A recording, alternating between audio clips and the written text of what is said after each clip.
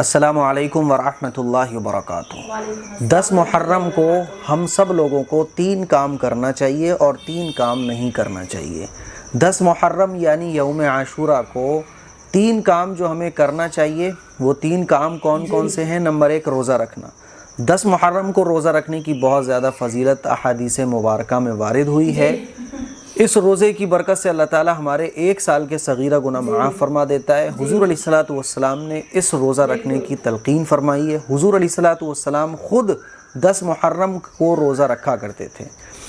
10 محرم کے روزے کے ساتھ ساتھ ہم 9 کو ملا لیں یا 11 کو ملا لیں، تو پہلا کام جو ہمیں 10 محرم کو کرنا ہے وہ یہ کہ روزہ رکھنا ہے۔ دوسرا کام اللہ تعالیٰ سے ہمیں دعا کرنی ہے، کیونکہ 10 محرم کو اللہ تعالیٰ نے ایک قوم کی دعا قبول فرمائی، حضرت آدم علیہ السلام کی توبہ قبول فرمائی، اور کوئی ایک قوم گزری ہے جو گنہگار تھی، اس نے توبہ کی تو وہ 10 محرم کا دن تھا۔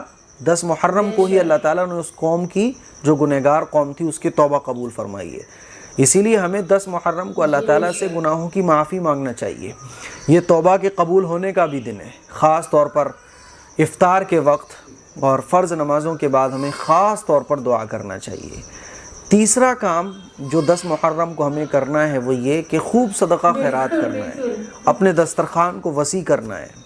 حدیث شریف سے یہ پتہ چلتا ہے کہ جو 10 محرم کو اپنا دسترخوان وسیع کرتا ہے، اپنے گھر والوں پر خرچ کرتا ہے، اپنے ہاتھ کو کھول دیتا ہے، تو اللہ تعالیٰ پورے سال اس کے رزق میں برکت عطا فرماتا ہے۔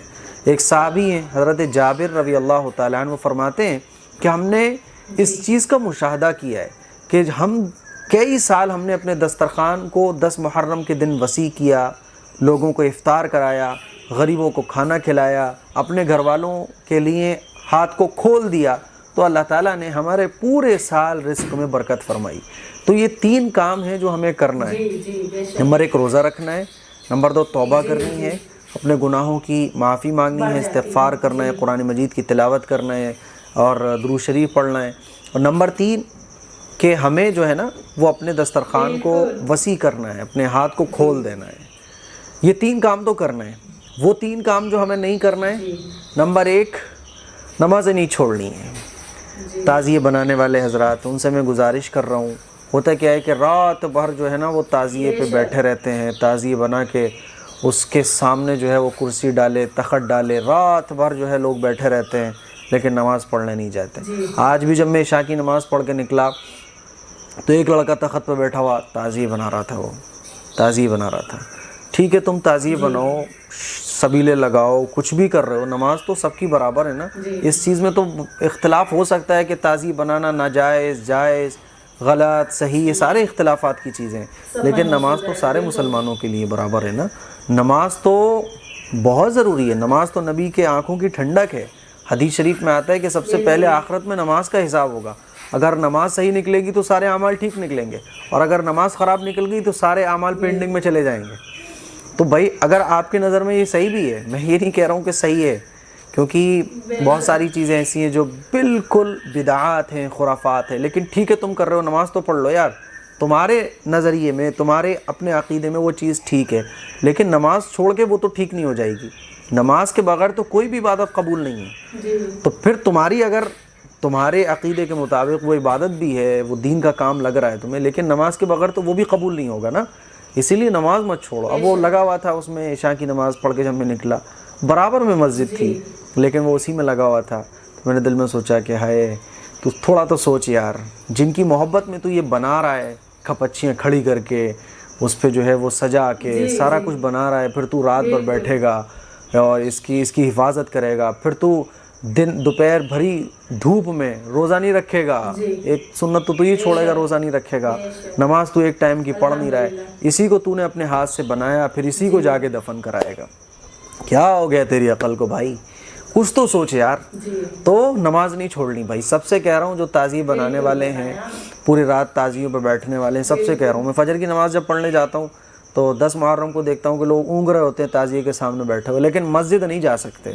کیا ہو گیا کہ مسجد کیوں نہیں جا رہے بھائی؟ مسجد سے اتنی نفرت کیوں ہے؟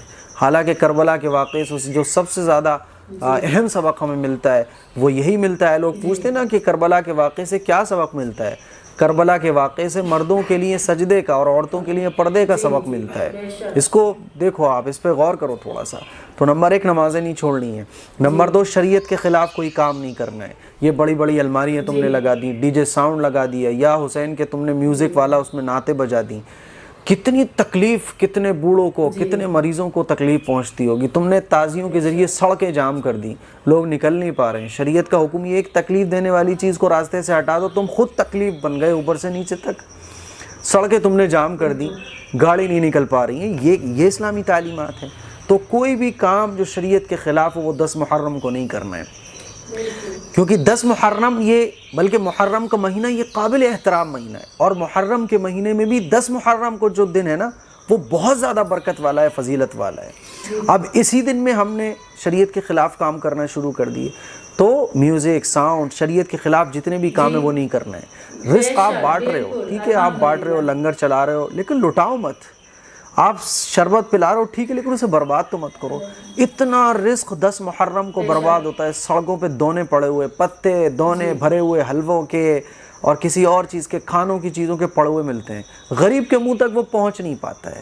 میرے عزیز بھائیوں، تھوڑا تو سوچو یار، تم اللہ کو راضی کرنا چاہتے ہو نا؟ کیا یہ راستہ اللہ کو راضی کرنے والا ہے؟ تو نمبر 2 اللہ کو ناراض کرنے والے، اللہ اور اللہ کے رسول کی تعلیمات کے خلاف کوئی بھی کام نہیں کرنا ہے، کوئی بھی کام نہیں کرنا ہے.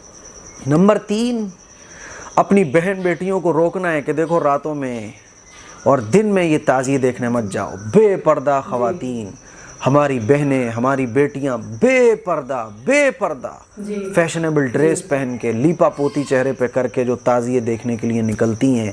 پھر ان کے پیچھے جو لڑکے چلتے ہیں، کیونکہ ظاہر ہے بھائی سب کو پتہ ہوتا ہے کہ یہ لڑکی جائے گی جس کو دیکھنا ہے. پھر جو چکر بازیاں، کاٹے بازیاں چلتی ہیں، آپ لوگوں کو سب پتہ ہے. میں اپنی اس کو زبان سے ادا نہیں کرنا چاہتا. لڑکیاں، خواتین، عورتیں، جوان لڑکیاں. اچھا عجیب بات یہ کہ جو عورتیں، شادی شدہ عورتیں، وہ تو برقعے میں ہوتی ہیں، جن کی طرف کوئی مسئلہ ہی نہیں ہے. اور جو جوان بچیاں ہیں وہ بے پردہ ہوتی ہیں، جن کی طرف نوجوان اٹریکٹ ہو. جس کو ڈھکا ہونا چاہیے وہ تو بے ڈھکی ہے، اور جس کو ڈھکا اس کو بھی ڈھکا ہونا چاہیے. لیکن اس کے ڈھکے نہ ڈھکے ہونے سے کوئی فرق نہیں پڑ رہا، اس کو کوئی فرق نہیں، وہ ڈھکی ہوئی ہے. اور جس کو ڈھکا ہونا چاہیے، جو جوان ہے ابھی، وہ بے پردہ چل رہی ہے. پھر جو ہے وہ لڑکیاں نکلتی ہیں راتوں میں باقاعدہ تعزیے دیکھنے کے لیے. ہماری بہن بیٹیاں جاتی ہیں. خدا کے لیے تھوڑا سا تو یار خوف کھاؤ، تھوڑا سا تو سوچو، آخر ہم کیا کر رہے ہیں؟ کیا دیکھنے جا رہی ہیں؟ تعزیے دیکھنے جا رہی ہیں. کیا یہ عبادت کا کام ہے؟ بے پردہ خواتین کا نکلنا، پھر سج دھج کے عورتوں کا نکلنا، کیا یہ اسلامی تعلیمات ہے؟ پھر تعزیوں کے نیچے سے وہ جو براق بنی ہوتی ہیں، گھوڑے اور اللہ جانے کیا کیا ٹائپ کے وہ تعزیے بنائے جاتے ہیں، اس کے نیچے اپنے بچوں کو نکالتے ہیں جا کے، تاکہ اس سے مراد پوری ہو جائے گی، بچہ صحت مند ہو جائے گا، بیماری دور ہو جائے گی. یہ تمام خرافات سے خدا کے لیے ہم اپنے آپ کو بچائیں. تو اپنی بہن بیٹیوں کو پردے میں رکھنا ہے، راتوں میں نہیں نکالنا، دن میں بھی نہیں نکالنا. بے پردہ ہو کے کیا ضرورت ہے؟ تعزیے دیکھنے جانا کوئی عبادت تو نہیں ہے نا؟ بغیر شرعی ضرورت کے گھر سے نکلنا جائز تو نہیں ہے نا؟ پھر اتنی بھیڑ میں، جبکہ آپ کو پتہ ہے کہ لڑکے بھی وہاں ہیں، پھر لڑکیاں، ہماری بہن بیٹیاں بے پردہ جا رہی ہیں، ہم سب دیکھ رہے ہوتے ہیں. اس سے بھی ہمیں اپنی بچیوں کو بچانا ہے. تو یہ 3 کام کرنا ہے اور یہ 3 کام نہیں کرنا ہے. اللہ کرے میری یہ بات آپ لوگوں کے دل میں اتر جائے، آپ کو